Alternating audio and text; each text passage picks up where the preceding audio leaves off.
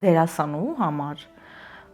շատ կարևոր է աշխարհում ինչ գործ լինի, ինքը մի քիչ գոնե անի ու մի քիչ դրանից ինֆորմացված լինի, որովհետև դա ինչ որ օր, ինչ որտեղ քեզ պետք է գալու։ Կան կարծիքներ, որ այս մարդը կինոյում շատ ստացված է, բայց թատրոնում այդքան չէ։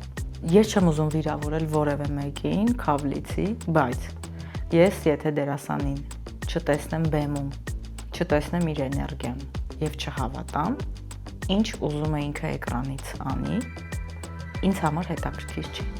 Հայաստանում հիմա դերասաններին ընտրում են ֆոլովերներով։ Ես հանդիպել եմ դրան ինքս, ես գնացել եմ մի պրոյեկտի կաստինգի, որտեղ պրոդյուսերը անգամ չէր ճանաչում ինձ, բայց շատ ինստագրամյան մեծ ֆոլովերների բանակ ունեցող լիքը մարդկանց ճանաչում էր եւ անգամ երբ հարցը հասնում էր ֆինանսին, ասում էր ես չեմ կարող քեզ տրամադրել նույն ֆինանսը ինչ նրանց։ Շատերը, ովքեր ձեր ճանապարհը չեն անցել, շատ քիչ ճանապարհ են անցել, իրենց ավելի անհասանելի են դարձնում, քան դուք։ Եթե ես հասկանամ, որ գիտեք, ես իմ մասնագիտության պատճառով հայտնվել եմ բանտում, որովհետև ես այստեղ պիտի չգնամ, սա չպիտի անեմ, այստեղ պետք է չհայտնվեմ, դա բանտ է, ես չեմ ուզում լինել այդ բանտում։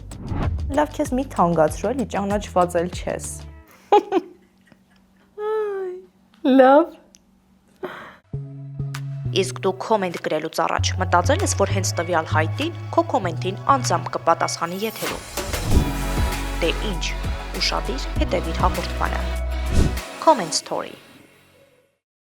Ողջույն սիրելի հետևորդներ, Ելակետի Comment Story հաղորդման շրջանակներում այսօր մեր տաղավարում է դերասանուհի Ռոզի Ավետիսովան։ Ողջույն Ռոզի։ Բարի օր։ Ինչպե՞ս եք։ Շատ լավ, շնորհակալ եմ հրավերի համար։ Միանգամից երևի սկսենք ձեր հաղորդումից, վերջին շրջանում։ Որը արդեն չկա։ Այո, որը արդեն չկա, բայց հաճախ ձեզ տեսնում ենք հենց հարցազրույցավարի դերում։ Հիմա ոնց եք զգում ձեզ այստեղում, որ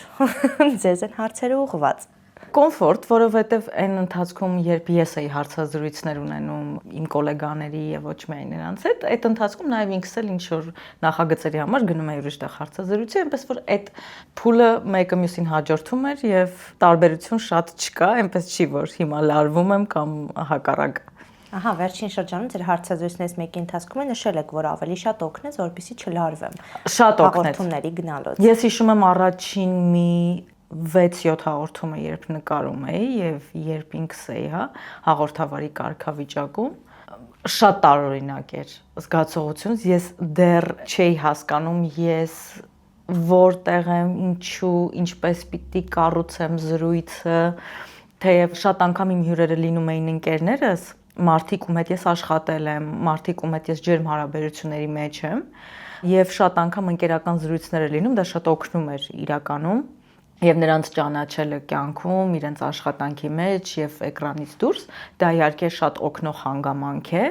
եւ ինչքան զրույցը մտերմիկ է եւ երկու իրար ճանաչող մարդկանց մեջ է եւ քիչ օֆիցիալ է, այնքան ավելի հեշտ է լինում, բայց ամեն դեպքում ինչ խոսք, ես կարծում եմ, որ ցանկացած աշխատանքի համար, անգամ եթե թվում է, որ դերասանուհուն պետք է շատ հեշտ լինի հայտնվել հաղորդավարի կարգավիճակում եւ դա անել այնպես ինչպես անում են հաղորդավարները գերպրոֆեսիոնալ, դա սուտ է։ Դու պետք է ունենաս իհարկե ինչ նախնական պատրաստվածություն, թե զրույցը տանելու կերպի, թե պաուզաների, թե հարցերի դեպքում, թե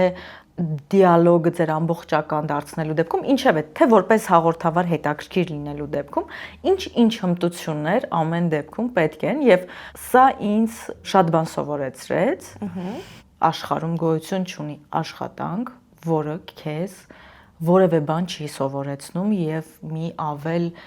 գումարում, պլյուս չի անում քո հնարավորությունների մեջ ցանկացած աշխատանք, ինչ դու երբևէ անում ես, այդ յոքուտ քեզ է, հատկապես դերասանու համար շատ կարեւոր է աշխարհում ինչ գործ լինի, ինքը մի քիչ գոնե անի ու մի քիչ դրանից ինֆորմացված լինի, որովհետեւ դա ինչ որ օր, ինչ որտեղ քեզ պետք է գալու։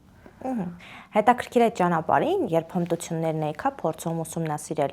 այ ինչ հետաքրքիր բաներ դուք ձեր համար քաղեցիք, որ հարցազրույցավարը պետք է այսպես լինի, հետաքրքիր լինելու համար այսպես պետք է լինի, ամեն դեպքում ձեր հաղորդաշարը շատ հետաքրքիր էր, ինչը կարող են փաստել բոլոր այն մարդիկ, ովքեր դիտել են ու իր ճանապարհը անցած։ Դա արդեն փաստում է, որ ստացված է եղել։ Այ ինչ հմտություններ դուք ձեռք բերեցիք ընթացքում եւ հասկացաք, որ իսկապես սա պետք է լավ հարցազրույցավարի համար։ Այնտեղ մի քանի կետեր կա։ Նախ առաջինը հարցազրույցավարի խոսքն է։ Երկրորդ ճկունությունը, որովհետև ինչքան էլ որ դու ունես հարցեր կազմած եւ դու գիտես մոտավոր ինչպիսին է լինելու քո դիալոգը, ամեն դեպքում արանքում ծնվում են նոր հարցեր, նայած ով է քո հյուրը։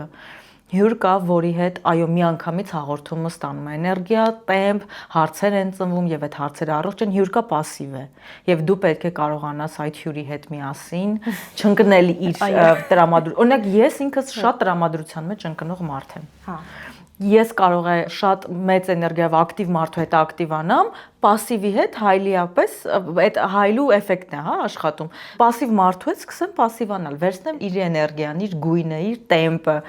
Սա գուցե եւ ինչ որ մասնագիտական բան է, որ դու անկախ քեզնից ենթագիտակցաբար վերցնում ես դիմացինին ու իր հետ ընկնում ես նույն էներգիայի եւ նույն աուրայի եւ նրա արտացոլանքն է, սա ինչ որտեղ դառնում, սա գուցե շատ ինչ որ մասնագիտական էլեմենտ է, որը գալիս է նաեւ կյանք, բայց հարցազրույցավարի դեպքում դա պետք է չլինի։ Դուք առանձին մարդիկ եք եւ դու չպետք է ընկնես նրա տրամադրության մեջ, որովհետեւ կան մարդիկ, որ հակառակը գերակտիվ են եւ պատկերացրեք, եթե գերակտիվ հյուրերի հետ ընկնես իրենց տրամադրության մեջ, դա էլ մի ուրիշ ծայրահեղություն է։ Բայց ես կարծում եմ, որ ես տրամադրության տակ ընկնող եմ, գիտեք, չէ՞։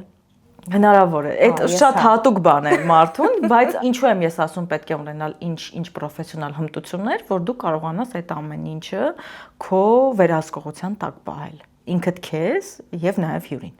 Վստահ եմ պրակտիկայում նաեւ հյուրեր եղել են, որ հարցերին պատասխանել են այո, ոչ։ Եվ ոչ մի այլ ինչ որ բան է, որ հարցազրույցավարը ստիպված ավելի երկար է սկսում խոսել, որ մի քիչ հաղորդումը հետաքրքիր ստացվի։ Այո, դու պետք է այդ այո ոչի արանքում փորձես արագ հարց մտածել, որ այո ոչից փորձես կորզել հյուրից նաև մի քիչ երկար պատասխան,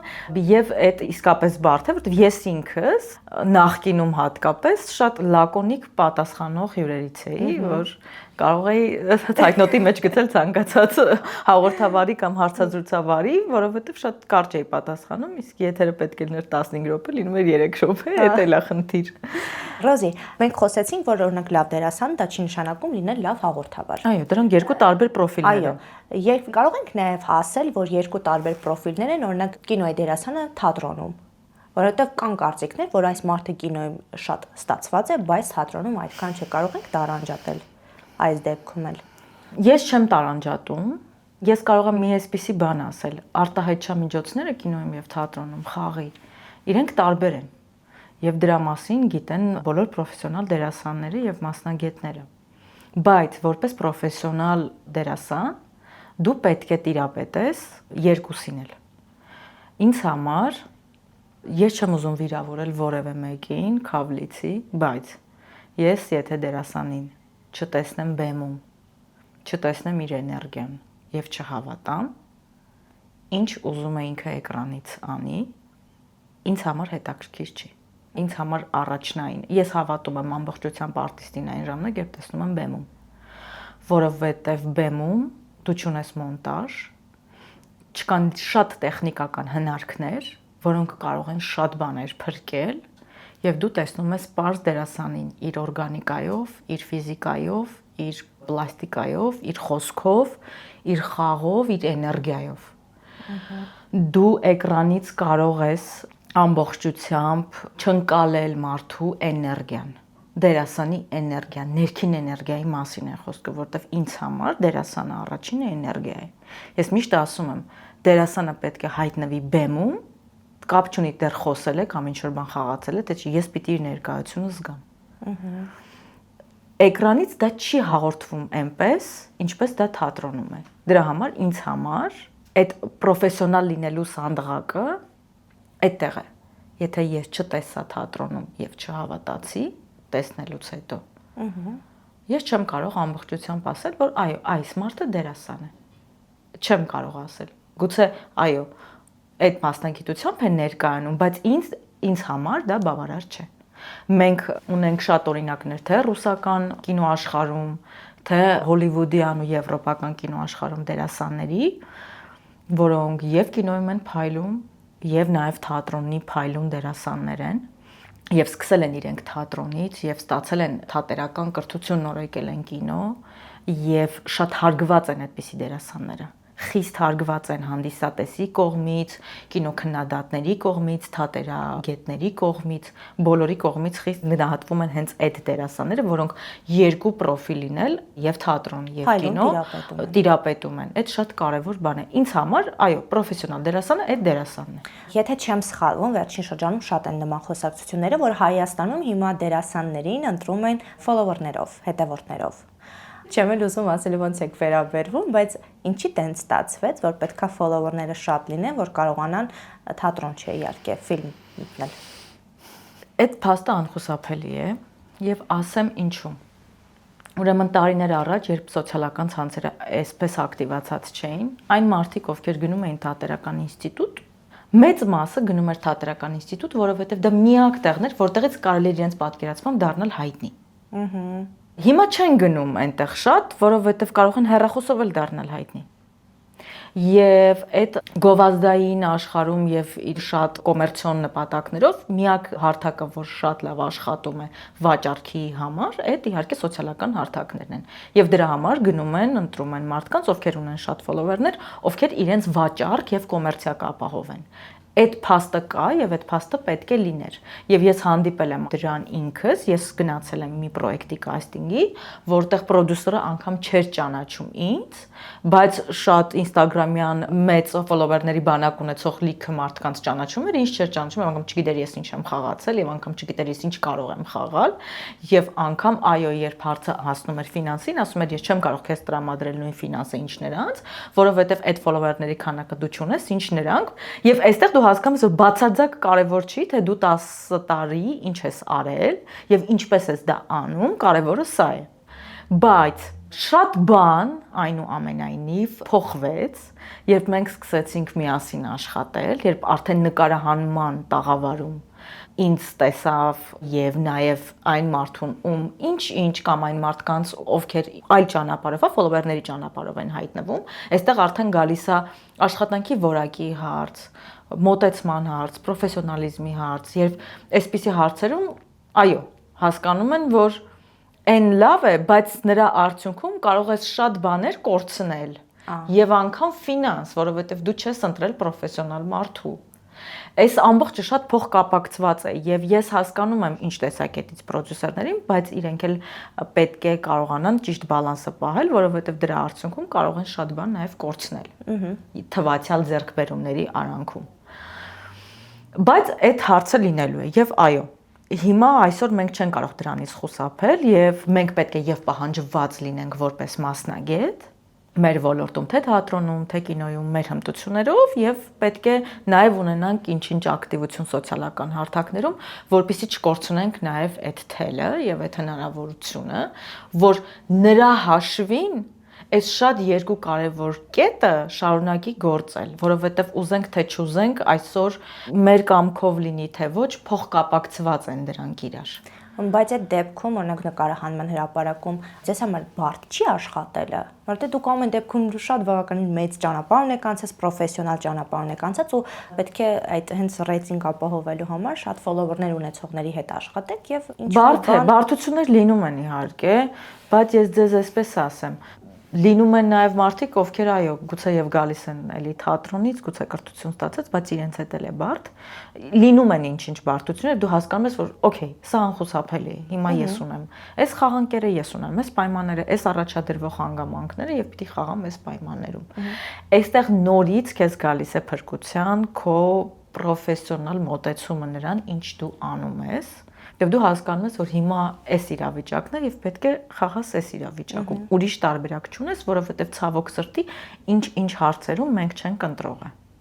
Լավ, այժմյան գործունեությունից եկեք խոսենք։ Ես չեմ երևում, գիտեմ, որովհետև հիմնականում իմ գործունեությունը կինոյում է եւ ինքս եմ հրաժարվել սերիալներից, խոսքը երկարատև սերիալների մասն է, շատ անգամ ինձ տեսնում են խանութում, փողոցում եւ ասում են դուք էլ չեք նկարվում։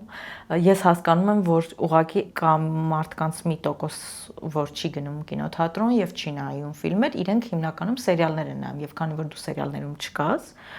իրենք մտածում են, որ դու այլևս չես նկարահանվում, բայց ես շարունակում եմ նկարվել կինոներում եւ շարունակում եմ աշխատել թատրոնում, ինչպես որ դա արել եմ, հիմա գուցե շատ ավելի ակտիվ, քան երբևէ, որտեղ վերջին 3 տարվա ընթացքում 3 գեղարվեստական ֆիլմ է եղել, չհաշված նախագծեր, որոնք 10-16 մասանոց էին, չհաշված այդ նախագծերը, չհաշված թատրոնի մշտական զբաղվածությունը։ Հիմա իհարկե ավելի շատ թատրոնում եմ, որովհետև ժամանակավոր զբաղեցնում եմ տնօրենի կարգավիճակ թատրոն տանիքում եւ այսպես ասած թատրոնի առօրյայի մեջ եմ ամբողջ օրը, թատրոնի փոքրիկ եւ մեծ խնդիրներով, նոր ներկայացումներով եւ այլն մեզ մոտ տարվա մեջ 3-ից 4 անգամ լինում են պրեմիերաներ եւ այդ ամբողջը երկարատև աշխատանք ու փուլ է։ Իսկ թատրոնում ամեն օր կա աշխատանք, ամեն օր կա ինչ-որ բան անելու, ինչ-որ կարևոր հարցեր լուծելու, այդ process-ը, որը ոչ մի օր ստոպ չի լինում։ Գումարած իմ ներկայացումները, որոնք ընթացիկ ես խաղում եմ, գումարած կոմերցիոն ներկայացումները, որոնք ես տանիքից դուրս եմ արդեն խաղում, որից իհարկե երկուսն եմ այս շրջանում խաղում No Make-up-ը եւ Սերը վերջին հարկում, որը որ կարելի ասել նոր ներկայացում է, պրեմիերա է։ Իմ ակտիվ գործունեությունը այսպես թե այնպես չի դադարում, բայց կա Հայաստանում, այո, այսպեսի բան, եթե դու սերիալում չես նկարվում եւ եթե սոցիալական հարթակներում գեր ակտիվ չես, տպավորություն է, որ դու ոչինչ չես անում։ Դե տպավորության ազգ ենք մենք։ Դե հա։ Բայց ինձ թվում է բոլոր դերասանների համար երազանք է ձեր կյանքը։ Ինչ առումով։ Վազվզոցը, ներկայացումները, զբաղվածությունը ամեն դեպքում Ինձ թվում է, այո, ինձ թվում է դերասանի համար պարտադիր է այդ ռիթմը, այդ տեմպը։ Մենք եթե նույնիսկ չլինի էլ առաջարկ, որտեղ արհեստական ենք անգամ այդ տեմպը, ռիթմը մեր համար ստեղծում, ինչ որ տեղ խորինում, ինչ որ բան անում, որովհետև անդադ պետք է լինենք ռիթմի մեջ, ինձ համար հատկապես։ Ես տեմպի մարդ եմ։ Ես եթե ինչ որ մի շրջան պասիվանում եմ, դա ինձ կազմաքանդում է, թե ներսից, թե դրսից։ Իմ դեպքում արգելվում է ուղղակի, արգելվում է մտածել հանգիստ, пассив կյանքի մասին։ Ես անընդհատ պետքա լինեմ այդ վազքի, այդ գժանոցի, այդ ռիթմի մեջ։ Ես գիտեմ իմ բնավորությունը եւ իմ տեսակը, արդեն հարմարվել եմ դրան եւ դա իմ կյանքի հաճելի կերպն է եւ նաեւ իմ մոտիվացիան է։ Հետաքրքիր է։ Ռոզի, վստահ եմ, շատ նախագծեր ձեր կյանքում եղել են, բայց պատահել է, որ փոշմանեք, որ ներգրաված եք եղել այդ նախագծում։ Նախագիծ, որ զղջամ, որ համաձայնել եմ, կարծում եմ չէ։ Եղել են նախագծեր, որ այո, գնացել են եթեր, ասել եմ դե լավ, չէ, դե բայց այս նախագիծը վատն էր։ Ինչ խոսք, եղել է։ Բայց որ ասեմ չէ, ես զղջում եմ, որ այնտեղ նկարվել եմ, որովհետև այդպես շատ վատն է, չի եղել։ Հետաքրքիր է։ Չի եղել, հետո ես մի քիչ եւ ընտրում եմ, եւ ինտուիցիայով, չէ, եթե եւ ինտուիտիվ ընտրում եմ, եւ ինչ ասեմ, տիեզերքի օգնությամբ այն նախագծերը, որոնք պետք է լինեին կատաստրոֆիկ եւ ես ասեի, վայ, ես ինչու եղա այնտեղ, այդ նախագծերը չգիտեմ ինչ կերպով եղել է, որ խոսել ենք, հաստատել ենք, հետո չի ստացվել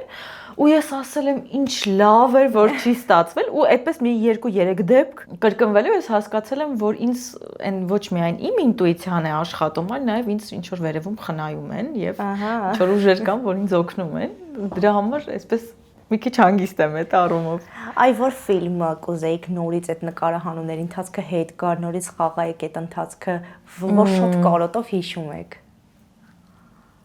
Ֆիլմերից շատ հավես էր մոլորվածի նկարահանումները, թեև ցուրտ էր։ Հիմա ես այն շատ լավ եմ հիշում այդ process-ը, ասեն շատ տաքուկ եմ հիշում, որովհետև հիշողություն էր, բայց մենք գիշերային, ձմեռային դաժան նկարահանումներ ենք ունեցել։ Որը իդեպ էկրաններին է այս պահին։ Այո, այս պահին էկրաններին է։ Ես մրսկան եմ ինքս, ինձ համար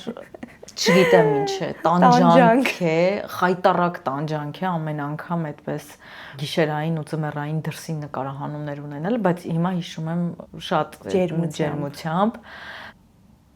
Ֆիլմ, որի կամ դերը, որ կարոտում եք։ Ոյ, կա այդպիսի դեր, որը ես կուզեի, որ շարունակական լինի, բայց նախագիծը դեռ էկրաններին չի հայտնվել եւ դրա մասին դեռ չի խոսվել, դեռ պետք է խոսվի։ Այո, ես ունեմ մի շատ հետաքրքիր կերպար արդեն իմ կինոդարակում, որը դեռ գաղտնիք է, բայց կարծում եմ 2026-ին արդեն հայտնի կդառնա պրոյեկտի մասին։ Ու ինչ խոսք այդ կերպարին շատ եմ սիրում, անկախ իր հակասություններից եւ կուզեի որ եթե Աստված տանի կունենա շարունակություն, եթե չունենա ամեն դեպքում այդ իմ սիրելի կերպարներից մեկն է, կերպար, որ ես սիրել եմ, որին միշտ առանձնացնում եմ իմ բոլոր հերոսուհիներից, այդ Սահմանինի իմ Լիլիթն է։ Ես սիրում եմ այդ կռվող պինդ աղջիկների տեսակը, կռվող բոլոր իմաստներով, պայքարող բոլոր իմաստներով, ոչ միայն նաև ֆիզիկապես եւ ոչ միայն իր ֆիզիկական ունակությունների, այլ նաև այդ ներքին բնդության մասին է։ Եվ ինչ խոսք իմ կերպարները չնայած մեծ մասամբ բոլորը ստացվում են այդպիսի տենց ուժեղ կանանց կերպարներ։ Հիմա անգամ երբ ինչ որ մայրիկներ եմ, հա, ես խաղում, ամեն դեպքում երբ նայում եմ այդ մայրիկներին, ասում եմ, հա, մայրիկ է, բայց էլի այն ուժեղ մայրիկներից է։ Մոլորվածում էլ է կերպարը այդպիսին, եւ էլի կան, եւ թատրոնում ունեմ այդպիսի կերպար, որ այդ ուժեղ մայրիկներն են եւ պայքարող մայրիկներն, ասում եմ ինչ խոսք, այդ ուժեղ կանանք անբաժան են, այո, ինքնից։ Վերջերս չէ, բոլորն են միշտ ասում են, վայ մնացել է դերի տակ, մնացել է դերի տակ, հայտակրիր է, ինչ է նշանակում մնացել է դերի տակ։ Ի վերջո, դա խնդրում եմ բացահայտեք հասկանանք։ Ես չգիտեմ այդ հարցի պատասխանը։ Ես չեմ մնացել երբևէ ոչ մի բանի տակ։ Ես չեմ պատկերացնում անգամ դա ինչ է, որովհետև ես այնքան տարբեր բաներ եմ խաղում, ես թատրոնում մնալ, հա? Չէ, չեմ պատկերացնում, դա նախ ինչ process է, որ տեղի է ունենում մարդու եւ դերասանի հետ։ Եթե մենք խոսենք նախագծի մասին, որը օրինակ ինչպես հոլիվուդյան նախագծերում է, քեզնից պահանջում է ենթադրենք 6-ից 8 ամիս ֆիզիկական եւ հոգեվոր պատրաստվածություն եւ դու ինչ որ բաների վրա աշխատում ես, իզոլացվում ես, ինչ որ դերի հետ ծանր աշխատանք ունես անելու եւ ինչի արդյունքում դու քեզ մեկուսացրել ես, որովհետեւ կենտրոնացել ես մի բանի վրա եւ ամիսներով մնացել ես դրա մեջ, որպեսզի նկարահանման հրապարակում հայտնվես օրինակ կազմ պատրաստ թե ֆիզիկապես, թե հոգեպես։ Այս դեպքում գուցե հնարավոր լիներ հասկանալ, որ այո, մարդը ինչ որ հոգեբանական ընթացք է ապրել, որը նաև ֆիզիկապես է ապրել եւ դա ինչ որ հետևանք է թողել իր մոտ։ Բայց մեր իրականության մեջ հայկական ոչ մի տեղ, ոչ մի կերպ չի եղել նման պատրաստվածություն դերի, եթե լինի ես ուրախ կլինեմ նման պրոֆեսիոնալ մոտեցմանը եւ ուղղակի ինչ որ սերիալում խաղալ կամ ինչ որ կինոյում խաղալ, երբ դու այդ պայմաններում ես եղել հաշված ժամեր ու ընդհանրապես նկարահանման ընթացքում եւ ասել ես մնացել եմ կերպարի մեջ, այդ սուտ է։ Այդ սուտ է ուղղակի, որին իմ կարծիքով, որին ուզում է տվյալ անձը հավատալ կամ ինչ որ կարիք ունի ինքն իրենից փախչելու, գուցե, չգիտեմ, իր տեսակից ու ինչ որ դա կապում է նրա հետ, որ ես մնացել եմ ինչ որ դերի տակ, հա, այսպես է ասում, բայց այսպեսի մի բան էլ կա, ասում են, եթե չեմ հիշում ով էր ասել դերասաններից, բայց այդպեսի բան ինչ որտեղ կարդացել եմ, ասում են, եթե դու մնացել ես ինչ որ դերի տակ, ուրեմն դու հոգեկան շեղումներ ունես, դու պետք է գնաս բժշկի, հա, դու պետք է գնաս դիմես հոգեբանի ու հասկանաս քեզ հետ ինչ է կատարում, որովհետև վերջի վերջո սա մասնագիտություն է։ Սա աշխատանք է, որը դու կատարում ես, որոշակի պայմաններում դու պետք է ունենաս այդ հմտությունները դա կատարելու եւ փակել դնելու արդեն։ Այո, եւ չմոռանալու, որ դու մարդ ես, որը ունի իր առանձին անունը, կյանքը, որ ինքը ապրում է, որ ինքը պետք է շարունակի ապրի եւ բացի սրանից դու պետք է անես դեռ սա խաղաս ենթադրենք, հա, 10 քանի տարբեր կերպարներ, մեկը մյուսին չպետք է խանգարեն եւ սա ընդհանրապես աշխատանք է։ Շատ դեպքեր են նաև լինում, որ դերասանը մի կերպարով շատ հայտնի է դառնում եւ մնացած բոլոր նախագծերում նույն կերպարն է, այսինքն մենք տարբերություն չենք տեսնում։ Այս նախագիծներ այն թե ինչպես է ստացվում, բայց ձեր դեպքում դա չկա, ասոցիացիան չկա։ Դուք տարբեր տեղեր, միտեղ սիրուհի, միտեղ մայր, միտեղ ոնց է ստացվում, որ այդ ոչ մի համընկնում չկա։ Որովհետև այս նախ խնդիրն այն է, թե ինչու ես ընտրել այս մասնագիտությունը, երբ ընտրում ես, Ամբողջ հավեսը այս աշխատանքն անելու այդ այն է, երբ դու ունես հնարավորություն խաղալու եւ ապրելու շատ տարբեր մարդկանց կյանք ու բնավորություն։ Եթե դու պետք է անես դա մի կերպարի մեջ, որն է հետաքրքրությունը ընտրելու այս մասնագիտությունը։ Ձեր դեպքում շատ հետաքրքիր է սնայպերիստ, սիրուհի, մայր։ Ես շատ տարբեր բաներ եմ խաղում։ Ես նախ շատ տարբեր բաներ եմ սիրում խաղալ։ Ես ինքս եմ այդպես ընտրում։ Ես չեմ ուզում, որ մեկը մյուսին նման լինի, որ ես ունենամ իմ մասնագիտական հետաքրքրությունը, իմ մասնագիտական աճը, ինքս ինձ տեսնեմ տարբեր իրավիճակներում եւ հասկանամ արդյոք ես դա էլ կարող եմ անել կամ չեմ կարող։ Օրինակ ես այս բաներն արել եմ, իսկ սա լավ չեմ արել։ Ունենամ ինքս ինձ ավելի ճկունացնելու հնարավորություն եւ այդ ամեն ինչը տալիս է քեզ այն հնարավորությունը, որ դու տարբեր կերպարների եւ տարբեր բնավորություններ խաղալու առաջարկներ ես ունենում։ Մեկ բան խաղալը դա հետաքրքիր չի, բայց ես կարծում եմ, որ նաեւ երբեմն առաջարկից էլ է դա գալիս, օրինակ ինչ որ դերասանի կերպար, ինչ որտեղ հաջողում է եւ իրենք մտածում են, որ հենց այդ կերպարի նման տեղափոխեն մեկ այլ նախագիծ, որովհետեւ այդ կերպարը արդեն պահանջված է եւ կոմերցիայի տեսանկյունից ձեռնտու կլինի, որ հենց այդ կերպարով դերասանին բերել է այստեղ կամ նմանատիպ կերպարով։ Եվ այսպես դերասանը կամա թե ակամա սկսում է կրկնվել տարբեր նախագծերում։ Այսինքն սա միշտ չի, որ նաեւ դերասանի մեղքն է կամ իր ընտրությունն է։ Ռոզի, դուք նաեւ շատ բաց եք մեդիայի առջև։ Այսինքն իհարկե ընտրում եք որտեղ կարելի է մասնակցել, որտեղ չի, բայց դուք հասանելի հայտնիների դասին եք պատկանում։ Ինչով է պայմանավորված, որ շատերը, ովքեր ձեր ճանապարհը չեն անցել, շատ քիչ ճանապարհ են անցել, իրենց ավելի անհասանելի են դարձնում, քան դուք, որ բավականին լուրջ ճանապարհ ունեք անցած։ Ես կարծում եմ նախ մեր իրականության մեջ մի փոքր միֆ է մնալ այդպես անհասանելի, որովհետև մենք ապրում ենք Երևանում, փոքր քաղաքում, եւ ցանկացածին շատ տեղերում կարող է տեսնել։ Բացի դրանից, նախ ինքս ցանկություն եմ ստանում, շատ ժամանակ մերժում եմ ստանում։ Ես ցանկություն էլ չունեմ այդ անհասանելիության, որտեղ դրա իմաստը չեմ հասկանում։ Նախ ինքս շատ պրակտիկ մարդ եմ եւ շատ բաներ կան, որոնք ինձ համար կոմֆորտ են եւ ես չեմ ուզում, որ իմ կոմֆորտը խախտվի եւ ես ուզում եմ ցանկացած ժամանակ, որտեղ որ ես լինեմ, անեմ այն, ինչ ես ուզում եմ։ Ես ունեմ մասնագիտություն, բայց ես իմ մասնագիտության ամեն դեպքում գերին չեմ։ Այդ վաու անհասանելիությունը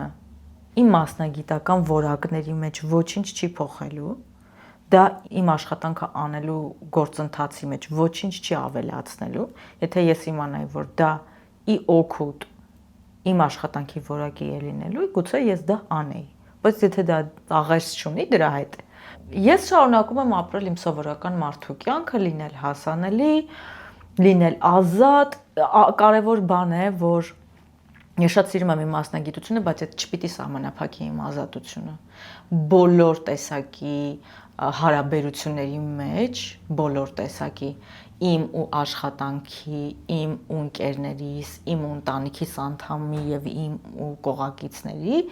կապ չունի ցանկացած հարաբերությունների մեջ իմ ազատությունը չպիտի սահմանափակվի։ Այդ ինձ համար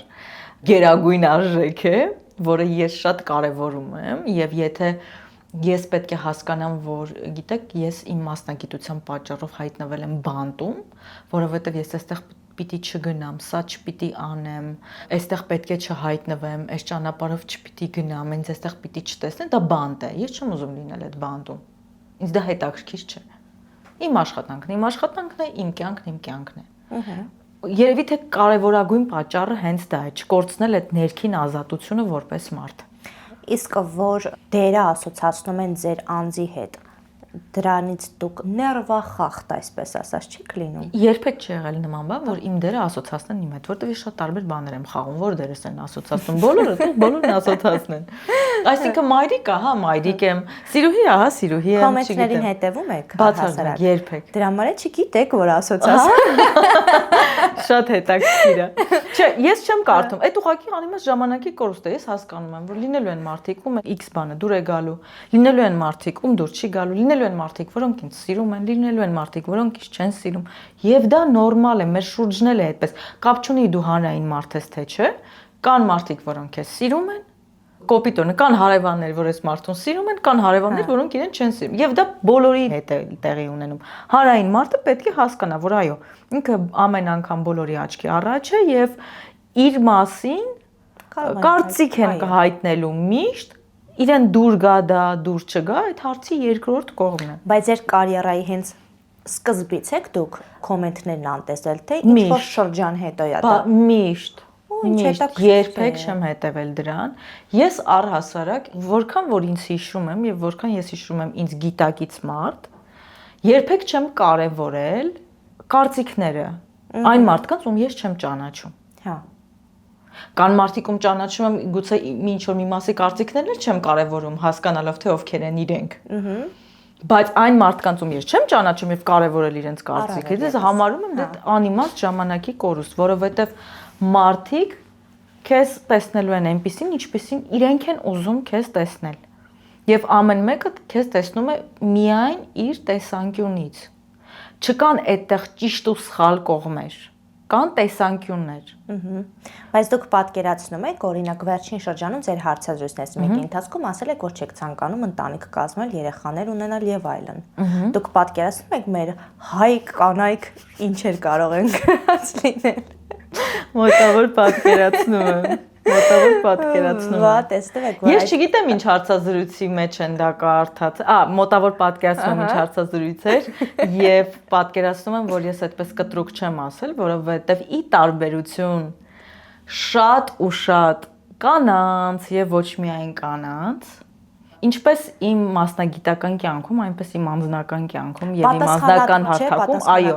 ես ունեմ մեծ պատասխանատվության զգացում եւ երբեմն այդ պատասխանատվության զգացումը իսկապես ինձ խեղդում է եւ չափն անցնում է, ես հասկանում եմ, որ տեղեր կան, որ չափն անցնում է։ Բայց ինչևէ, դա բնավորություն է եւ դա գուցե դասերակցություն է, որովհետեւ մայրս շատ է աշխատել այդ ուղղությամբ։ Ինչևէ, այդ պատասխանատվությունից ելնելով դու շատ հարցերին շատ ուրիշ կերպ ես մոտենում եւ շատ խորապես ես մոտենում։ Բաներ կան, որոնց չես կարողանում թեթև մոտենալ, որովհետեւ երբ խոսքը ընտանիքի եւ երեխաների մասին է, դու խոսում ես արդեն մարդու ճակատագրի եւ այսպեսի շատ կարեւոր ֆունդամենտալ հարցերի մասին։ Եվ այդ ամեն ինչին վերաբերվել մատների արանքով կամ ասել, «Օ, ես ուզում եմ ունենալ, որովհետեւ բոլորն ունեն», այդ նոր լավ տրենդային կոշիկ պայուսակ չի, որ ասես, դա կարելի է ունենալ, իսկ հետո երբ ինձ պետք չլինի, ես կգցեմ պահարան կամ կնվիրեմ ուրիշին եւ կանցնեմ առաջ կգնամ մեկ ուրիշը կգնեմ։ Այսպիսի հարցերին այդպես են մոտենում, հատկապես երբ դու գիտակից տարիքում ես։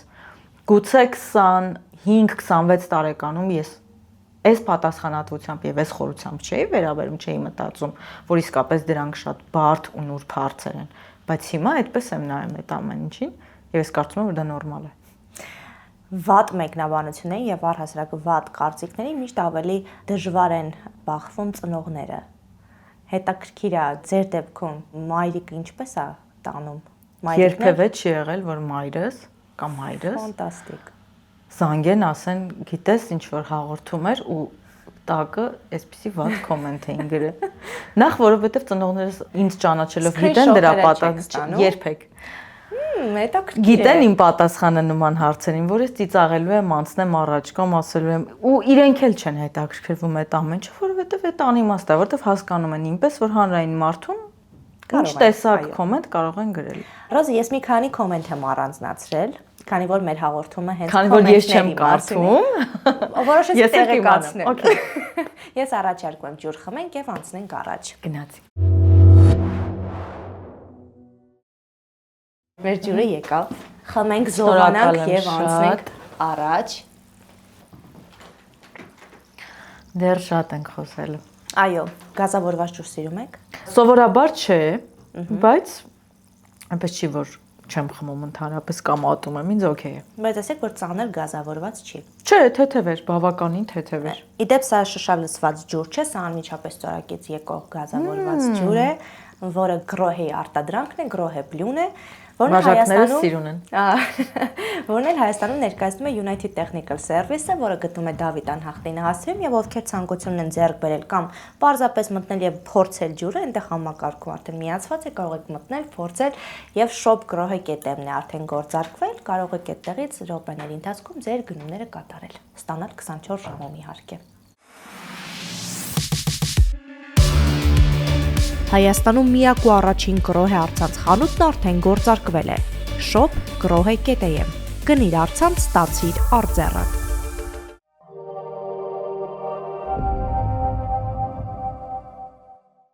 Սնվելու հետ ինչպես եք, դուք ձեր կազմվածքին հետևելու համար հատուկ սննդակարգ եք պահում, թե ոչ։ Չէ, իմ կազմվածքը, այսպես ասեմ, շատ չեմ գիրանում, նախ որովհետև քաղցրակեր չեմ։ Իմ քաղցրը հիմնականում միրգն են ու ջրերը, առանց շաքարավազի։ Ինքս չեմ սիրում պրոդուկտներ, որի մեջ կա շաքար։ Եվ առհասարակ խուսափում եմ շաքարի օգտագործումից, այդ հաշվի առնելով, որ չեմ սիրում եւ օգտակար չի։ Դրա փոխարենը շատ աղի եմ ուտում, ինչը վատ է։ Ես էլ եմ։ Այդ միակ բանն է, որ դեռ չեմ կարողանում հրաժարվել, գիտակցում եմ, որ վատ է, բայց ես ունեմ սնվելու իմ, այսպես ասած, բզիկները, օրինակ։ Ես պետք է ուտեմ համով։ Ինձ քանակը կարևոր չի, ես կարող եմ ուտել շատ փոքր բան, մոտավորապես, չգիտեմ, այս բռիչ չափ լինի շատ քիչ, բայց պիտի լինի շատ համով։ Ես ինքս երբ տանն եմ լինում եւ հավես եմ ունենում պատրաստում եմ շատ համեղ։ Այդ վկայում են բոլոր այն մարդիկ, ովքեր իմ տանը երբևէ ինչ-որ բան փորձել են, բոլորը կարող են վկայել, որ իսկապես շատ համեղ եմ սարքում եւ ինքս էլ իմ պատրաստածը շատ սիրում եմ։ Սիրում եմ ուտել քիչ, սիրում եմ ուտել համեղ։ Երբեմն կարող եք հաշվիս այդ խնդիր ունենամ, երբ գիշերակերությամբ զբաղվեմ, հատկապես երբ ինչ-որ ֆիլմ կամ սերիալ եմ նայում, այդ ընթացքում կարող է անթիվ անհամար ինչ-որ բաներ ուտեմ, համով իհարկե, բայց խառը բաներ ուտեմ։ Ինչ-որ կոնտրոլի փորձում եմ դա ենթարկել, որ գիշերակերություն չլինի, որովհետև գիրության հիմնական պատճառս կարող է դա լինել։ Մնացած բոլոր հարցերում ես շատ եմ շարժվում, շատ եմ քայլում ու փորձում եմ քիչ չափաբաժիններով սնվել։ Քանի որ շատ համեղ սիրում եք սնվել, ես առաջարկում եմ մեր գործընկերոջ մոտ մի օր այցելեք, երբ որ ընկերներով լինեք կամ ընտանիքի անդամներով ու ցանկանաք լավ ժամանակ անցկացնել, Մաշտոցի պողոտայում գտնվող The Garden ռեստորան։ Ծովամթերք սիրում եք։ Շատ։ Ծովամթերքի շատ համեղ տեսականի կա, սթեյքերի, չգիտեմ, մսակեր եք։ Մսակեր։ Մի խոսքով իսկապես շատ համեղ եւ ամենակարևորը առողջ սնունդ են տալիս։ Համեցեք ձեզ այնտեղ սիրով կսպասեն։ Գարեջուր սիրում եք։ Ոյ։ Այդ գազավորված իմ միակ թուլությունն է։ Այնտեղ գիտեք ինչ գարեջրեր կա։ Մեծ սիրով։ Դե այնտեղ կսպասեն ձեզ։ Շնորհակալ եմ։ Մեր կողմից էլ հատուկ լավ բաներ կհյուրասիրեն։ Մեծ սիրով։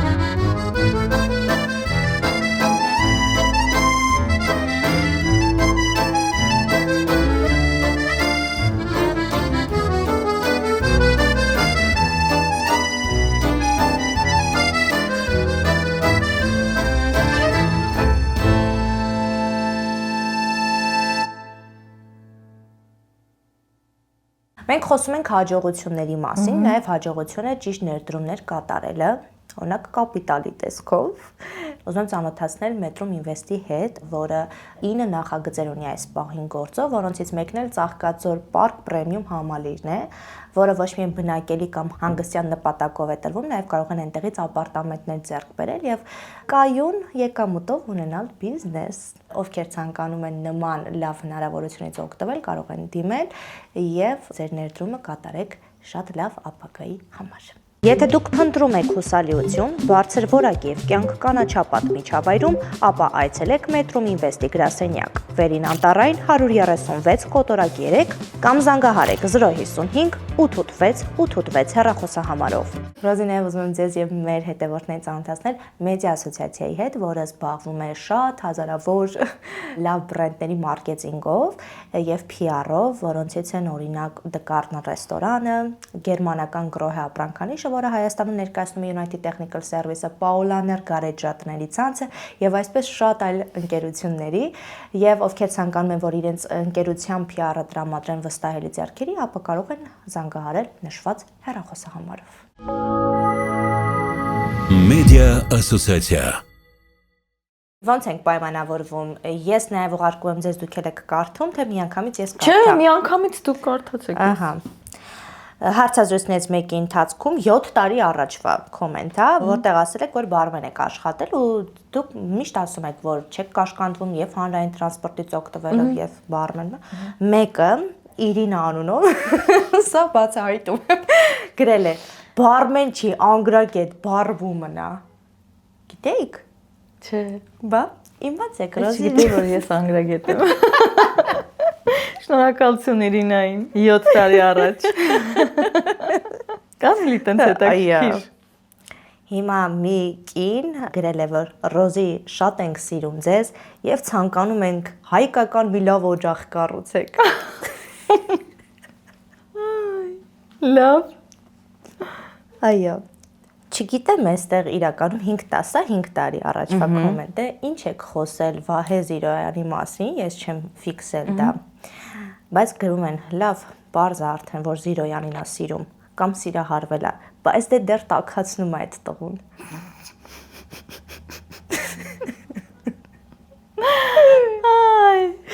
Չգիտեմ, եթե պատասխաններ ունեք, կարող եք դուք փոխանցել միանգամից այդ մարդկանց։ Չէ, ինչ ասում եք, այդպես է։ Ես ով եմ, որ առհասարակ առարկեմ։ Մի կին էլ գրել է, որ շատ անհրապույր եք։ Ռուսերեն տառերով է գրված հայերեն, պետք է մի քիչ ջանք դնեմ, որ կարողանամ կարդալ։ Դա իմ ամենասիրած կոմենտներն են։ Բավականին շատ են ըերը ու անդադար խուսափում է հարցերին պատասխանել մինչև վերջ։ Եթե պիտի խուսափես պատասխանելից, ուրեմն պետք չէր գալ հարցազրույցի։ Ինչի՞ է։ Այդ քիչ առաջ իմ հաղորդումից դուրս պատմած իրավիճակն է, էլի։ Եք հաղորդման ներսում էլ պատմեք, որպեսզի այդ պատմությունը, այո, այդ պատմությունն էր, որտեղ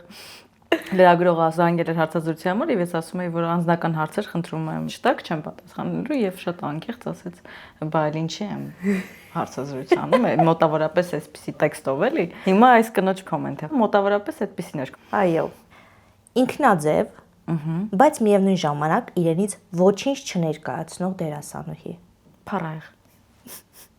Մեկ այլ կինել ու զարմանում եմ, որ կանայք են, բոլորը կանայք են։ Հիմա այդ նույն մեկնաբանության դաշտում տղամարդիկ ինձ սիրում են։ Ճիշտ է, դեպ այո։ Ուրեմն մի կինել եկել է կնոջ մեկնաբանության շարունակումը։ Պատկերացնում եք, բա որ հայտնի լիներ, չնայած չունենք լավ հայտնի դերասաններ երիտասարդության մեջ, այդ ժամանակ ինչ կաներ։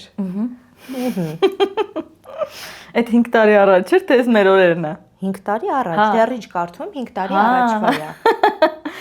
Այո։ Հիմա սա 4 տարի առաջ, գալիս ենք մեր օրեր։ Մոտենում ենք։ Հիմա ասում են, լավ, քեզ մի թանկացրու, էլի ճանաչված էլ չես։ Ասում են, բա սա ով է, որ մի հատ էլ ճանաչված լինի, օխր սենց կանայք սկսում են գրել իրար։ Ասում եմ, ավելի լավ է չնկարվի, քան թե իրան խայտառականի։ Սիրուհու դեր էր երևի,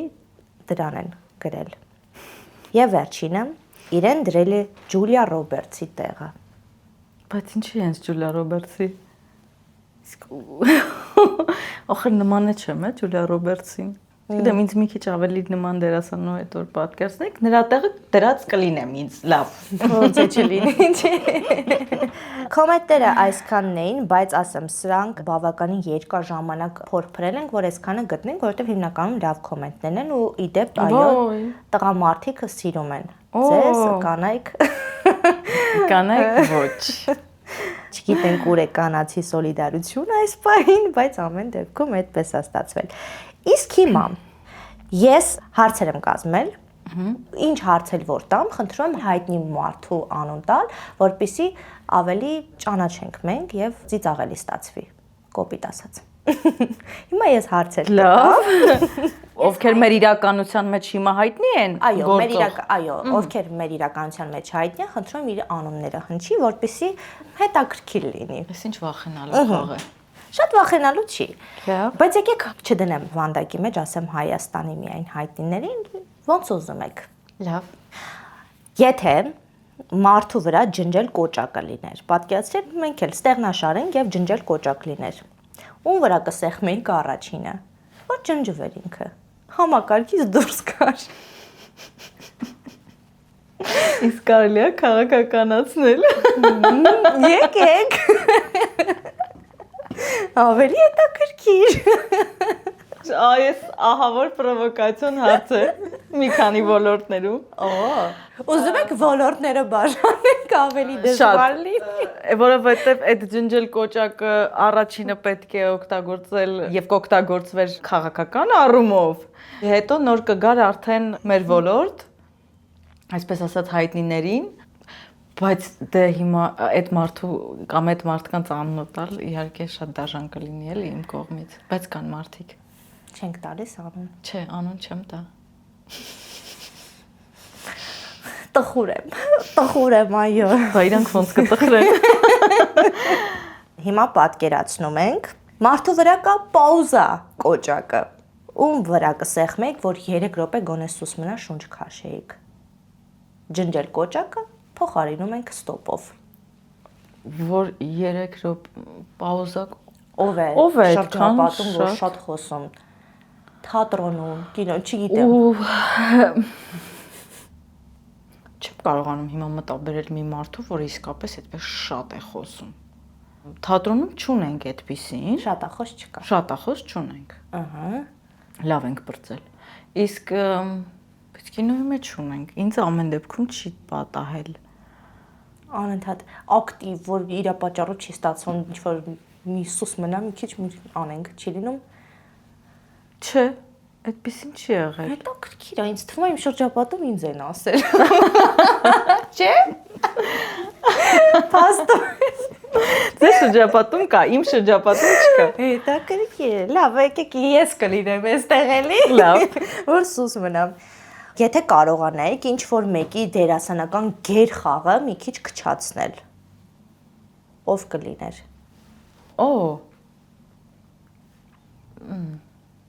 Մերը չէ, պարտադիր մերոնցից չլինի։ Օրինակ հետաքրքիր բան է, վերջերս նայում էի բոլորին արդեն հայտնի եւ ամբողջ աշխարհը ցնցած Stranger Things Netflix-յան սերիալը, որտեղ որ բոլորին շատ հայտնի Winona Ryder-ն է խաղում, ում ես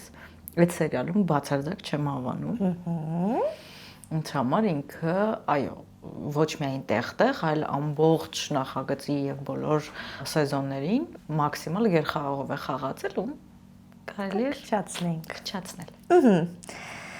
Պատկերացնում ենք, եթե մարդու գլխավերևում մտքերի ենթագրեր լիներ, ու մոտ կուզեիք տեսնել իրականում ինչ է մտածում։ Որ կարդայիք։ Դիմաց է կանգնած, խոսում է, բայց բոլոր նրանց, չեմ կարող մի հոգու է ախր նշել, բոլոր նրանց, ովքեր երևի թե ինձ հետաքրքիր են նախ որպես անձ,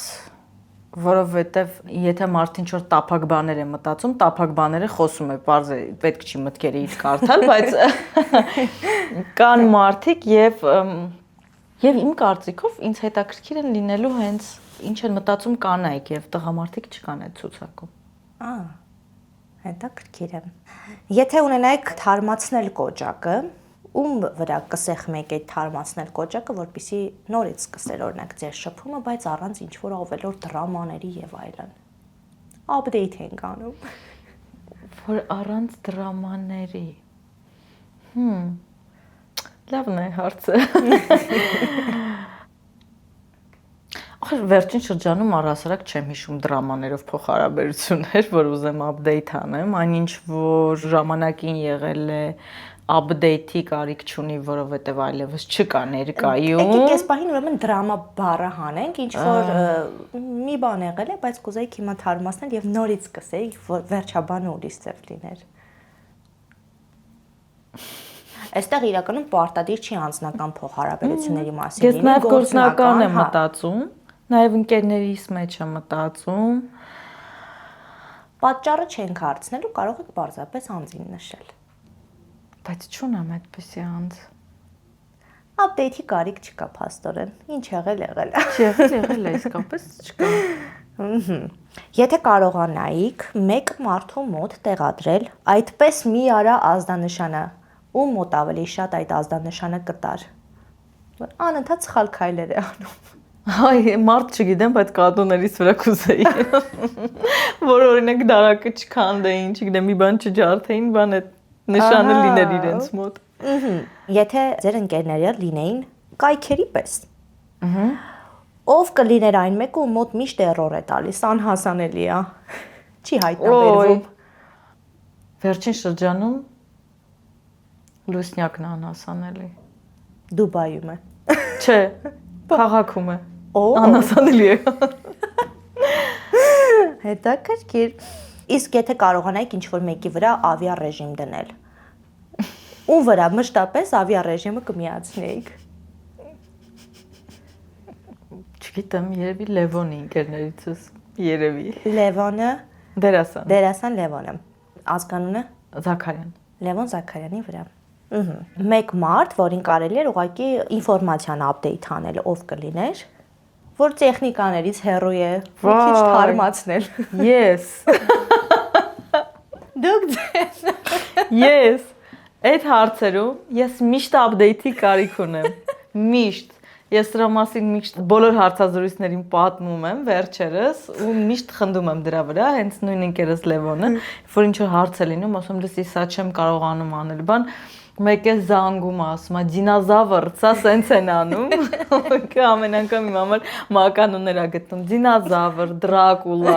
չգիտեմ, սենց հին հոգիներ կան եւ հին մարմիններ, բոլորի այդ բաներով ինձ ասում, մենք այդպես ենք իրար շփվում, ասենք Դրակուլա ջան, օրինակ, էս սենց էս անում, էս ֆոտոն էսպես է դառնում։ Ահա։ Այդպես, այնպես որ այդ մարդը ում պետք է այդ ինֆորմացիայի ապդեյթը միանշանակ այդ ես եմ։ Իմ շրջապատում այդ հաստատ ես եմ։ Շատ լավ, ահա, եւ վերջինը, պատկերացրեք ինչ որ մեկին recycle bin եք գցել,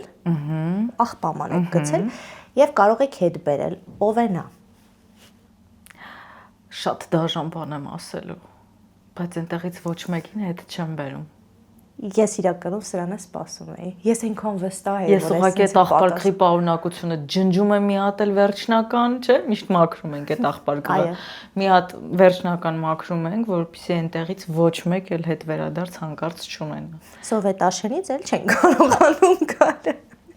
Այսքան բան, չգիտեմ, մենք քեզ հոչ ձանձրացրեցինք։ Չէ, ինձ շատ հետաքրքիր էր։ Հիանալի է, շնորհակալ եմ ձեզ ժամանակից մեզ տրամադրելու համար։ Վստահ եմ շատ այլ նախագծերում կհանդիպենք։ Ես էլ եմ վստահ։ Ռոզի մեր հարմարավետ աթոռների համար էլ շնորհակալություն ենք հայտնում Cheers AM-ին։ Գրոհե։ Կայունություն եւ կոմֆորտ մեկ սրահում։ Դավիթ Անհախտ 9։ Սրահը ներկայացնում է United Technical Service ընկերությունը։